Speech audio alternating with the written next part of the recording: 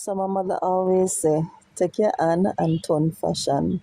Simply means that from something old, you can create something new. So let's make some banana fritters with these.